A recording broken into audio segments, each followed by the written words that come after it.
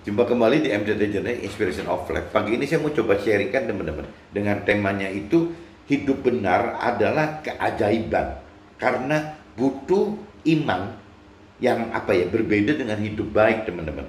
Dimana kalau hidup baik itu ya lebih nyata di dunia ini gitu. Jadi maksudnya tema ini teman-teman, hidup baik itu hidup benar adalah satu keajaiban bagi kita gitu. Ya karena ya butuh iman percaya gitu, karena yang namanya hidup benar itu janji itu sesuai dengan perintah peraturan Tuhan, dan itu terjadi kan nanti teman-teman. Hidup benar itu adalah hidup yang mendapatkan keselamatan akhirat, di mana keselamatan akhirat itu kan belum nyata teman, bukan sekarang gitu. Beda dengan hidup baik. Kalau hidup baik itu kan nyata gitu, di dunia ini terjadi. Contohnya kesuksesan duniawi, nah itu kan nyata teman, ada di dunia. Misalnya kebahagiaan keluarga, itu kan nyata di dunia ini gitu. Tapi kalau kita masuk ke dalam kebenaran firman Tuhan, itu berbeda teman. Jadi parameter kebenaran firman Tuhan itu yang tadi dikatakan adalah seperti keajaiban bagi orang yang mau percaya gitu. Karena apabila kita percaya dengan kehidupan yang benar itu, seolah-olah kita jadi seperti bakal kehilangan kesuksesan duniawi. Kita jadi seolah-olah harus lepaskan kebahagiaan keluarga gitu ya untuk mendapatkan keselamatan akhirat lebih dulu. Nah setelah kita dapatkan keselamatan akhirat, nah ceritanya lain. Tuhan akan tambahkan yang lain-lainnya seperti orang dunia pada umumnya. Firman Tuhan katakan seperti itu teman-teman. Nah ini saya coba untuk lebih memperjelas gitu. Saya coba masuk ke dalam kitab Yohanes 4 teman-teman. Kitab Yohanes 4 pasalnya 46 sampai 53 teman. Ini butuh percaya gitu. Jadi kalau kita percaya ya apa yang Tuhan inginkan kita hidup benar ya bisa terjadi teman-teman. Nah kembali lagi, terjadi bisa hidup benar itu ya satu keajaiban gitu. Kenapa kita kok mau gitu, mau untuk mencari untuk mendapatkan hidup benar gitu. Nah ini saya coba bacakan dulu teman-teman di kitab Yohanes pasal 4 ayat 46 sampai 53.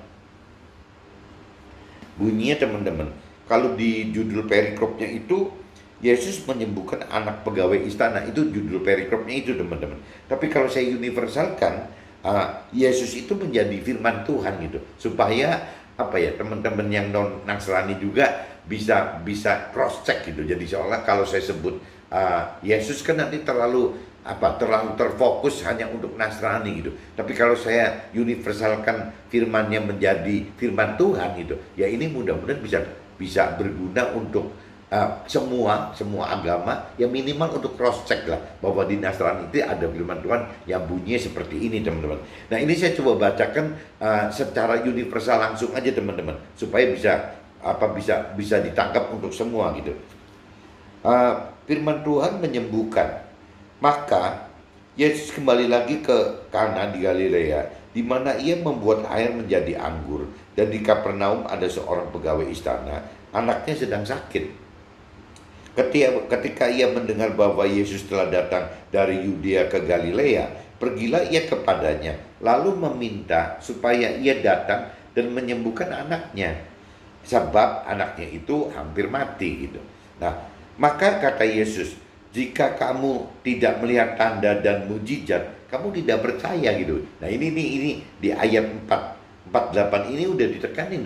Jadi perlunya mujizat dan tanda-tanda keajaiban itu ya sebenarnya karena kita kurang iman teman-teman. Kita kurang iman sehingga kita butuh mujizat dan tanda-tanda. Tapi kalau kita cukup iman, level iman kita sudah di atas gitu, dan pengenalan pengertian firman kita sudah dalam, kadang-kadang mujizat itu jadi bukan prioritas satu lagi teman-teman. Tanda-tanda yang terjadi, keajaiban itu bukan nomor satu. Yang nomor satu itu adalah bagaimana kita mendalami pengenalan pengertian firman Tuhan, dan bagaimana caranya kita tingkatkan level iman kita supaya kita mampu berani gitu melakukan firman Tuhan. Kuncinya itu bukan mujizat, bukan tanda-tanda teman. Tapi kalau bagi orang yang belum mengerti akan kedalaman firman Tuhan, ya tidak apa-apa. Ya startnya itu dengan tanda-tanda atau dengan mujizat yang Yesus tadi katakan gitu, bahwa jika kamu tidak melihat tanda dan mujizat, kamu tidak percaya. Itu wajar teman-teman, karena belum dewasa rohani gitu.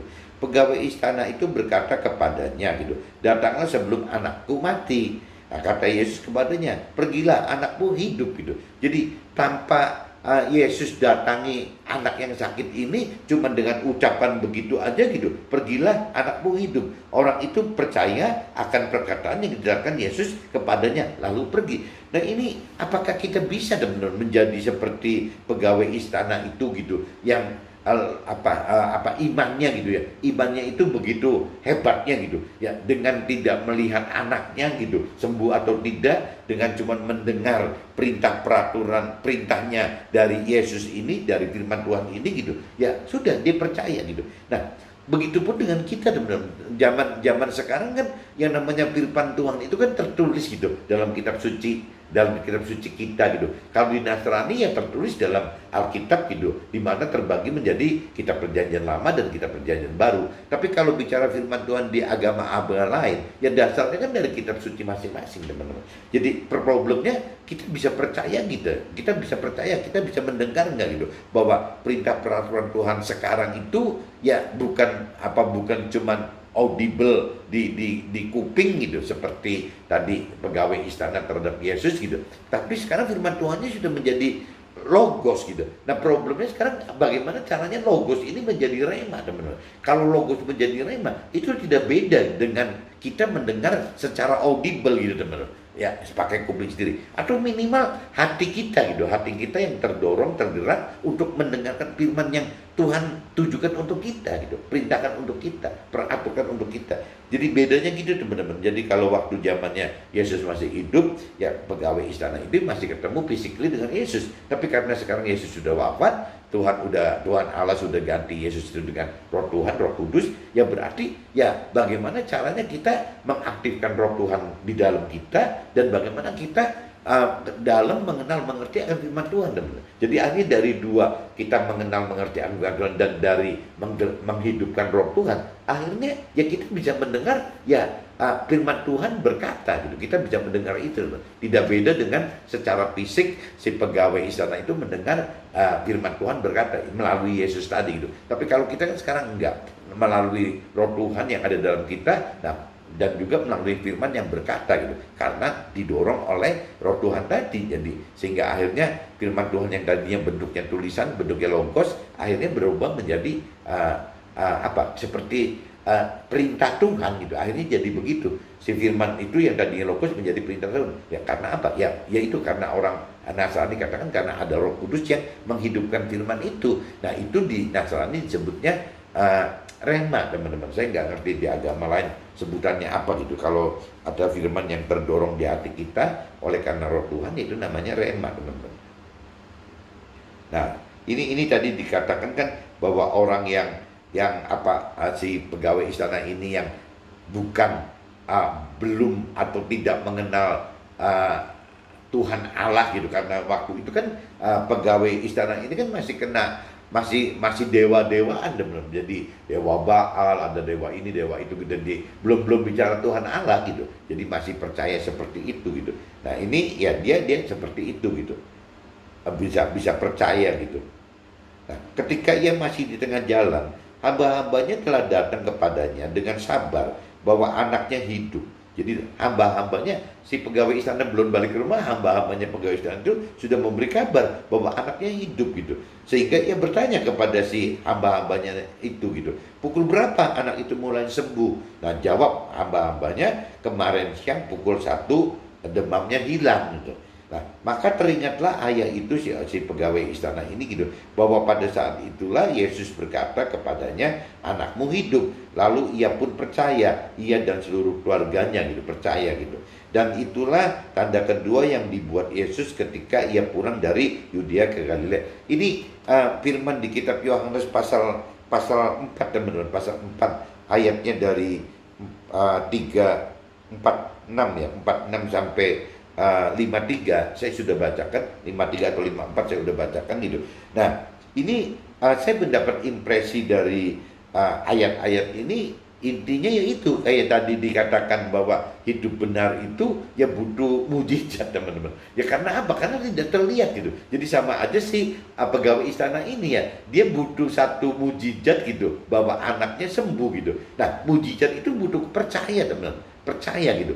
Padahal si hamba Tuhan pegawai istana itu belum mengenal mengerti akan firman Tuhan lebih dalam loh, belum mengenal roh Tuhan gitu, dia belum mengenal seperti itu, tapi dia percaya teman-teman. Dan bahkan waktu firman Tuhan katakan melalui Yesus seperti itu bahwa anaknya sudah sembuh gitu, ya dia percaya kok. Nah pertanyaannya, kita percaya tidak gitu bahwa firman Tuhan perintahkan bahwa kita ini harus hidup benar. Hidup benar itu tidak cukup hanya sebatas hidup dengan target kesuksesan duniawi dan target kebahagiaan keluarga di dunia ini saja, teman-teman. Bukan itu gitu.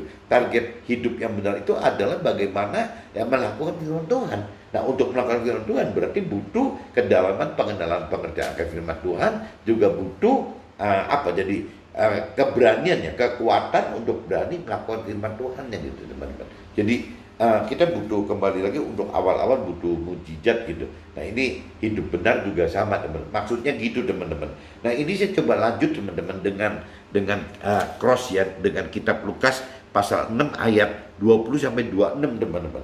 Coba teman-teman cari kitab Lukas teman-teman. Kitab Lukas pasal 6 teman-teman. Pasal 6 ayatnya 20 sampai 26. Ini perikopnya judulnya teman-teman, ucapan bahagia dan peringatan, itu judulnya itu teman-teman. Lalu Yesus memandang murid-muridnya dan berkata, berbahagialah hai kamu yang miskin, karena kamulah yang mempunyai kerajaan Allah. Berbahagialah hai kamu yang sekarang ini lapar, karena kamu akan dipuaskan. Berbahagialah hai kamu yang sekarang ini menangis, karena kamu akan tertawa. Berbahagialah kamu jika karena anak manusia orang membenci kamu, dan jika mereka mengucilkan kamu dan mencela kamu serta menolak namamu sebagai sesuatu yang jahat gitu. Bersukacitalah pada waktu itu dan bergembiralah, sebab sesungguhnya upahmu besar di surga, karena secara demikian juga nenek moyang mereka telah memperlakukan para nabi gitu. Jadi dari nenek moyang kita juga sudah nolak nabi-nabi teman-teman. Jadi kalau kita pegang adat istiadat tradisi gitu ya kita akan nggak aneh gitu apabila kita menolak Tuhan Allah, menolak firman Tuhan gitu. Itu nggak aneh gitu, karena dari zaman dulu pun nenek moyang kita seperti itu. Ini firman Tuhan yang katakan teman-teman. Tetapi celakalah kamu, hai kamu yang kaya, karena dalam kekayaanmu kamu telah memperoleh penghiburanmu. Nah ini Tuhan malah ngingetin, ya celaka. Kesuksesan duniawi itu malah bikin celaka katanya gitu. Karena gara-gara kekayaan kita, karena kesuksesan duniawi kita, ya kita memperoleh penghiburan. Jadi kita nggak perlu nyari Tuhan lagi, kita nggak perlu nyari firman Tuhan lagi, kita nggak perlu nyari akhirat gitu. Maksudnya gitu teman-teman. Celakalah kamu yang sekarang ini kenyang, karena kamu akan lapar. Celakalah kamu yang sekarang ini tertawa, karena kamu akan berduka cita dan menangis. Nah, celakalah kamu jika semua orang memuji kamu, karena secara demikian juga nenek moyang mereka telah memperlakukan nabi-nabi palsu. Nah ini kalau teman-teman camkan di ayat yang tadi gitu, bahwa di ayat 24 bahwa tetapi celakalah kamu hai kamu yang kaya, karena dalam kekayaanmu kamu telah memperoleh penghiburanmu. Nah ini tidak beda teman-teman dengan yang saya maksud bahwa untuk hidup benar itu beda dengan hidup baik teman-teman. Apabila hidup baik itu parameternya ini loh, bagaimana kita bisa membahagiakan keluarga kita dunia ya dengan cara pasti kita harus hidup baik gitu ya demi keluarga kita, dan juga kita harus sukses duniawi teman-teman. Apabila kita nggak ngalamin sukses duniawi juga rasanya susah teman-teman untuk bisa berbahagia secara duniawi. Ya beda kalau bicara dengan pola-pola hidup benar. Kalau hidup benar itu pola meternya kan bukan kesuksesan duniawi dan juga bukan kebahagiaan keluarga di dalam dunia ini. Tapi yang firman Tuhan ajarkan itu kan bagaimana kita mendapat damai sejahtera damai sejahtera di dunia ini ya, supaya kita bisa masuk ke dalam ya alam akhirat, keselamatan alam akhirat gitu. Jadi agak beda di sini ya teman-teman. Jadi kalau bicara kembali lagi Kenapa saya tetap nyebut orang baik gitu ya? Karena orang baik itu dengan target sesuai duniawi dan kebahagiaan keluarga, masa sih nggak baik gitu? Bicara dunia itu baik. Kalau orang yang tidak sukses duniawi dan jahat ke keluarga, nggak bahagia, jadi akhirnya nggak, keluarga nggak diurus, itu kan kategorinya jahat, teman-teman. Saya tidak membahas jahat, tapi saya membahas baik apabila saya perbandingkan dengan benar gitu. Bagaimana hidup baik dan bagaimana hidup benar. Jadi kalau bicara hidup baik, ya parameternya itu selain duniawi dan kebahagiaan keluarga di dunia ini. Itu nggak salah, teman-teman. Tapi kan cuma bicara dunia gitu. Nah kalau kita parameternya dunia ini kan dari sisi firman Tuhan hanya umurnya 70-80 tahun, teman-teman. Jadi pendek sekali gitu. Nah Tuhan mengingatkan berulang-ulang kali bahwa kita ini berasal dari sana gitu, dari akhirat gitu. Sehingga kita mesti bisa masuk ke dengan pola-pola akhirat. Nah kalau pola akhirat itu kan kekal, teman-teman. Bukan 70-80 tahun, tapi kekal. Nah di dalam syarat-syarat kita masuk dalam keselamatan kekal, ya syaratnya adalah melakukan firman Tuhan gitu, teman. Waktu di dunia ini, bukan nanti waktu di akhirat. Waktu di dunia ini kita harus melakukan firman Tuhan. Nah untuk melakukan firman Tuhan, kita harus mengenal-mengerti akan firman Tuhan. Ya, untuk bisa mengerti firman Tuhan, kita butuh kedalaman pengertian akan firman Tuhan.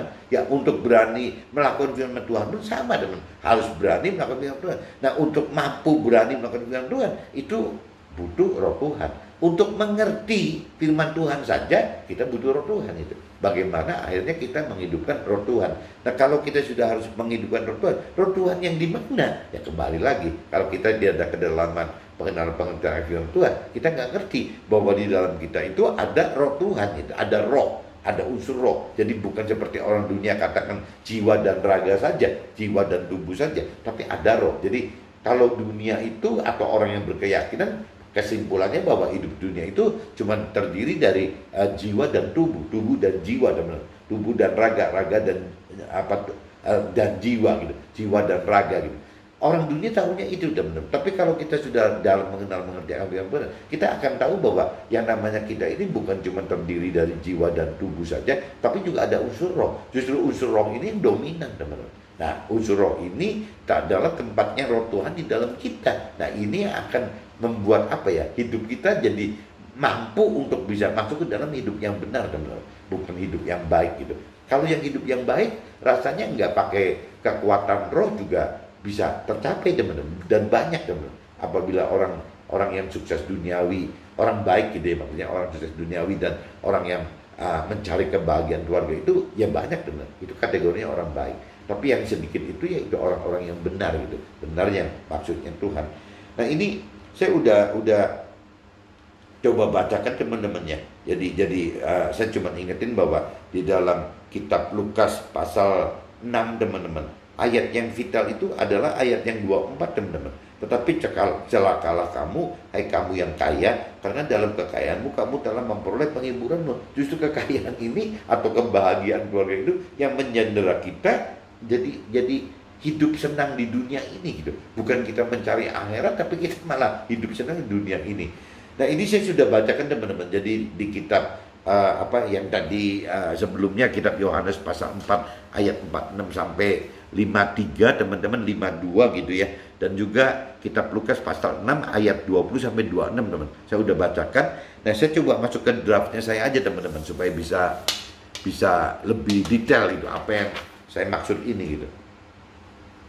Dunia pada umumnya mentargetkan hidup kepada kesuksesan duniawi dan berusaha dengan segala macam cara untuk menjadi kaya, dalam arti kelimpahan dari sisi harta dan tahta serta pemenuhan hal-hal yang duniawi, teman-teman. Jadi itu sih jelas gitu, orang-orang dunia, orang-orang yang punya keyakinan itu, orang-orang yang baik itu gitu, yang mencari ini, teman-teman. Ya, cuman Tuhan tadi katakan di ayat 24 kan, di ayat 24 yang tadi di kitab Lukas pasal 6 itu ayat 24, ya hati-hati gitu bahwa kesukaan duniawi itu malah bisa jadi bumerang, ya bisa jadi malah penghiburan kita, akhirnya kita tidak mencari Tuhan, tidak mencari kebenaran Tuhan lagi gitu. Nah ini firman Tuhan di kitab Lukas pasal 6 ayat 24 mengingatkan kita seperti itu, teman-teman. Jangan sampai kita jadi malah berhenti di dunia ini gitu, karena kesuksesan duniawi, karena kekayaan kita, karena harta tahta dan kemampuan memenuhi keinginan duniawi tadi gitu. Jadi akhirnya membuat kita tidak mau melangkah lebih, malah merasa keenakan gitu di dunia ini. Yang Tuhan katakan hati-hati gitu. Jadi urusan kekayaan ini ya bisa menjadi penghiburan buat kita hidup di dunia, tidak mau mikirkan akhirat lagi gitu. Nah ini bahayanya di situ teman-teman.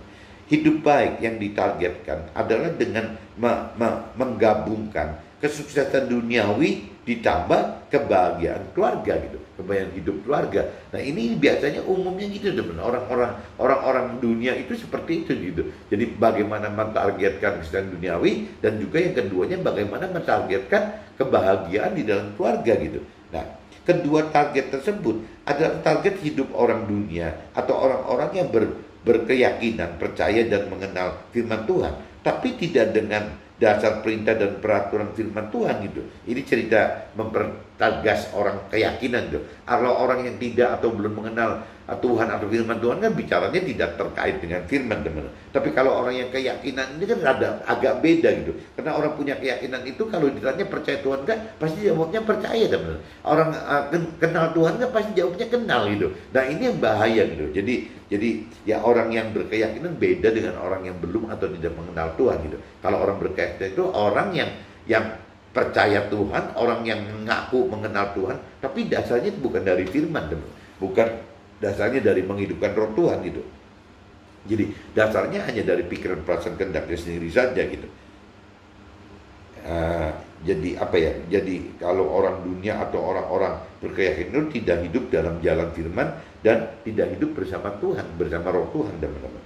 Hidup benar adalah hidup yang sesuai dengan rancangan dan kehendak Tuhan dengan firman-Nya gitu. Dimana hal ini butuh iman percaya saat kita melakukannya. Karena hidup benar butuh keajaiban untuk kita percaya, oleh karena hidup benar dengan hidup sesuai perintah dan peraturan firman Tuhan gitu. Ini kalau kita tidak anggap ini ajaib, susah loh teman. Kenapa kita mau gitu? Ya, berbeda dan dianggap tidak wajar dengan pola-pola. Jadi kalau kita bicara kita hidup dengan pola-pola perintah dan peraturan ini dianggapnya kan tidak wajar teman-teman. Hidup kita nggak wajar gitu, dianggap nggak wajar, dan pola-pola dunia, dari pola-pola dunia, dan hasil yang nyata baru akan terrealisasi di akhirat. Jadi kalau kita bicara hidup benar itu, kita bicara bagaimana hidup dengan perintah peraturan Tuhan gitu, dimana perintah peraturan itu dianggap nggak wajar gitu, nggak berbeda dengan peraturan dunia. Dan kalaupun nanti kita tuai gitu, tuainya itu kan bukan di dunia ini teman-teman, tuainya itu kan di akhirat gitu, keselamatan akhirat. Nah orang dunia nggak suka teman-teman, karena orang dunia nggak bisa ngelihat bahwa apa benar di akhiratnya bisa terima gitu janji-janji Tuhan. Nah ini aja udah kaitan dengan iman teman-teman. Jadi kadang-kadang untuk hidup sesuai dengan firman Tuhan itu nggak mudah teman-teman, karena realitanya itu ada di alam akhirat nanti. Dan tidak ada orang yang pernah mengalami manusia ya, maksudnya mati balik lagi cerita gitu gini, nggak pernah ada teman. Jadi ya semua butuh iman gitu, butuh iman percaya, butuh pengharapan yang besar dari Tuhan, dan butuh benar-benar mengasihi Tuhan dalam bentuk ya ketaatan dan ketakutan ya untuk berani melakukan firman Tuhan teman. Gitu. Jadi memang kalau urusan Tuhan itu tidak ada iman itu jadi susah. Tidak ada iman, tidak ada pengharapan yang besar kepada Tuhan, tidak ada kasih yang besar dengan mentaati perintah peraturan Tuhan melalui firman-Nya gitu, dengan melakukan firman Tuhan. Itu kalau tanpa itu susah teman. Bagaimana caranya kita bisa masuk ke dalam apa yang Tuhan rancang dan kehendak gitu, pasti nggak bisa teman-teman. Hidup baik jauh lebih baik, hidup baik jauh lebih baik daripada hidup jahat gitu. Intinya gitu. Hidup baik jauh lebih baik daripada hidup yang gagal, yang jahat gitu. Dalam arti kata hidup yang tidak dapatkan kesuksesan duniawi dan hidup yang tidak dapatkan kebahagiaan hidup keluarga gitu. Sehingga alami kegagalan hidup. Ya kalau kita compare-nya, kita perbandingkan hidup baik itu dengan hidup yang gagal, ya lebih milih hidup baik teman-teman daripada hidup gagal gitu. Kalau hidup gagal kan mungkin keduniawinya nggak sukses gitu, kebahagiaan keluarga juga nggak tercapai gitu. Ya akhirnya nggak dapat apa-apa teman. Nah, yang saya compare itu bukan hidup baik dengan hidup gagal, teman-teman. Tapi saya perbandingkan itu antara hidup baik dengan hidup benar, gitu, teman-teman. Apa bedanya hidup baik dengan hidup benar, gitu? Hidup benar jauh lebih baik daripada hidup yang baik, gitu. Ini di confirm begitu. Hidup benar jauh lebih baik daripada hidup yang baik, gitu. Karena hidup benar adalah hidup sesuai dengan perintah dan peraturan firman dengan target keselamatan dengan target keselamatan dalam dunia saat ini, gitu, maupun dalam akhirat yang kekal nanti, teman-teman. Jadi kalau kita bicara hidup baik itu kan parameternya, teman-teman. Kalau hidup baik, orang yang hidup baik ya pasti mendapatkan sukses duniawi dan kebahagiaan hidup di keluarga, gitu. Tapi kan tetap sifatnya kesuksesan duniawinya itu kan di dunia sekarang, teman-teman, di dunia fana sementara ini, gitu. Kebahagiaan pun sama. Kenapa saya bisa ngomong begitu? Karena begitu nanti kita meninggal dunia, gitu, yang namanya kesuksesan duniawi itu tidak ada satupun yang bisa terbawa, teman-teman. Itu satu. Kedua, waktu bicara kebahagiaan keluarga, loh, waktu kita meninggal dunia di dalam akhirat itu kita bertanggung jawab hidup pribadi ke pribadi, gitu. Jadi tidak ada yang namanya kesuksesan duniawi bisa terbawa ke alam akhirat. Kebahagiaan keluarga di dunia ini juga tidak bisa, teman-teman, dibawa ke dalam akhirat. Kan dalam akhirat itu tanpa membawa materi duniawi, gitu, tanpa membawa apa-apa dari hasil kesuksesan duniawi, dan tanpa membawa keluarga, teman-teman. Jadi masing-masing ya satu persatu, gitu ya. Kita ketemu Tuhan dan satu persatu. Ya kalau dari sisi posisi suami, ya berarti akan ketemu Tuhan ya sendirian, gitu ya, antara si suami itu dengan si Tuhan, gitu, dengan pribadinya, loh, udah bukan jadi suami lagi tapi pribadinya, gitu. Si pribadi suami ini ketemu dengan pribadi Tuhan.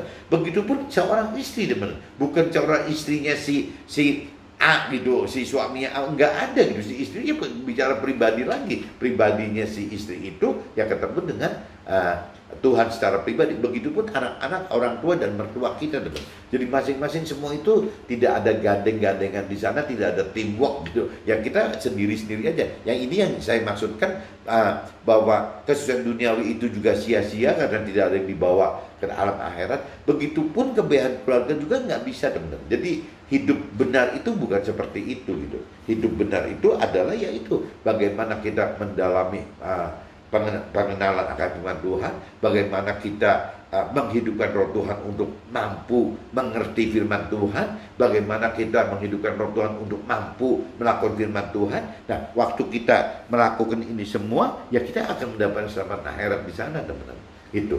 Nah, Tuhan cuma janjinya apabila kita memang mencari hal-hal demikian, mencari Tuhan dan firman-Nya dulu. Nah, Tuhan janji ya bahwa yang namanya tambahannya seperti yang orang dunia perlukan itu, ya Tuhan akan tambahkan, gitu.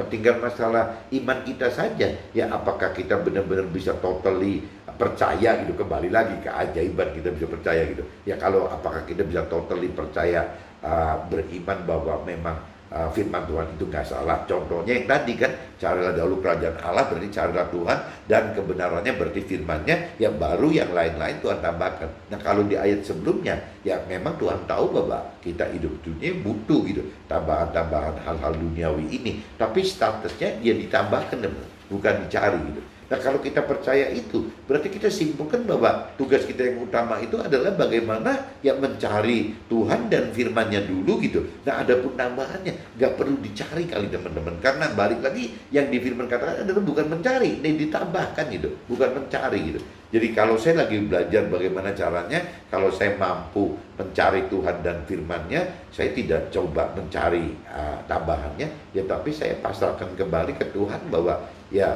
itu firman katakan begitu, tambahan itu adalah urusannya Tuhan. Kalau bicara mencari itu adalah urusan kita, gitu, sebagai manusia. Tapi kalau menambah itu kan mencari hal-hal yang rohani, benar, itu adalah tugasnya kita. Tapi kalau bicara tambahannya hal-hal duniawi, itu adalah tugasnya Tuhan. Di pengertian saya seperti itu, teman-teman. Jadi ya saya belajar untuk tidak coba mencari tambahannya, gitu. Meskipun ya balik lagi sampai ini hari juga, karena saya masih belum meninggal, ya dagingnya masih hidup, ya tetap aja teman-teman pengertian seperti itu. Tapi tetap aja lah kadang-kadang kepikiran ini hal-hal duniawi gimana sih. Apalagi dulu saya sebagai pengusaha yang jauh lebih sukses sekali dibanding sekarang yang 20 tahun ini saya lagi belajar akan firman Tuhan gitu teman-teman. Jadi kalau dari saya pribadi, umur 20 ke 40 itu jauh lebih sukses teman-teman daripada umur 40 lari ke 55 gitu. Ini malah jadi kalau diukur dari duniawi malah jadi payah teman-teman. Malah jadi tidak benar-benar melihat ada kesuksesan duniawi, tidak melihat ada kebahagiaan keluarga, itu sama sekali belum. Tapi ya kembali lagi kita ya butuh apa ya beriman, kita butuh keajaiban untuk kita bisa percaya gitu teman-teman bahwa perintah Tuhan seperti itu gitu. Nah itu seperti itu, hidup benar adalah keselamatan dunia dan akhirat yang kekal, adapun hidup baik adalah kesuksesan duniawi dan kebahagiaan keluarga yang fana sementara di duniawi ini saja, karena cuma umurnya 70 tahun. Nah ini sudah saya jelaskan seperti tadi teman-teman. Jadi memang parameternya hidup baik dan benar itu beda teman-teman. Jadi kalau hidup baik itu yang tadi Tuhan katakan kesuksesan duniawi dan kebahagiaan keluarga itu malah bisa menyandera kita loh teman-teman. Seperti di kitab Lukas tadi pasal 6 kan, kitab Lukas pasal 6 yang ayat 24, tetapi celakalah kamu, hai kamu yang kaya, karena dalam kekayaanmu kamu telah memperoleh penghiburanmu di dunia ini gitu. Jadi susah teman-teman akhirnya untuk terperangkap, terjerumus, terjebak gitu ya ke dalam ya kesuksesan duniawi dan kebahagiaan keluarga di dunia ini gitu teman.